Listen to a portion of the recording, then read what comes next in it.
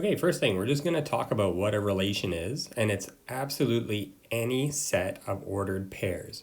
So it doesn't matter what they are. It can be numbers in ordered pairs, it can be names of people, but they're somehow connected.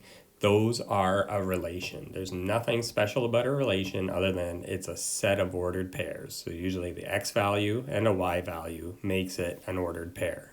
So basically, absolutely anything that we graph in math on the x and y axes is a relation. So anything that we can graph is going to be a relation, and anything we graph can have a domain and range. So a relation always has a domain and range. And so the domain is the set of x values represented by the graph of a relation, and the range is the set of y values represented by the graph of the relation.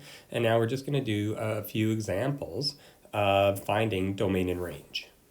Okay, what I'm going to do first here on example A is I'm just going to label all the coordinates for the points. So the first point's -1, -1, then there's a point at 1, 0, and a point at 2, 2. So the domain is all the x values for those 3 points. And what you always want to do is make sure you order them from smallest to largest. So I use these fancy little squiggly brackets, and I'm going to order my x values. -1, 1, and then 2. One way of doing that is always work from left to right when doing domain. When doing range, I'm always going to go from bottom to top. So I'm just going to highlight all the y values, and then I just want to order them from smallest to largest are -1, 0, and 2. Squiggly brackets, you can have them or you can not have them. All it does is it's just saying these numbers are a set. So the set is that the domain is the x values, the range is the set of y values. And now on to B. So I'm going to do the exact same thing. I'm going to label all the coordinates for the 3 points.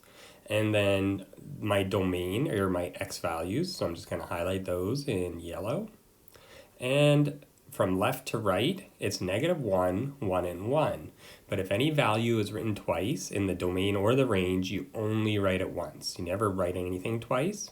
Now I'm going to highlight my y values and write those from smallest to largest. So I get a range of -1, 1, and 2. So what's interesting on this one is that our domain has less elements. So the -1 and 1 are each called elements of the domain. -1, 1, and 2 are the elements of the range.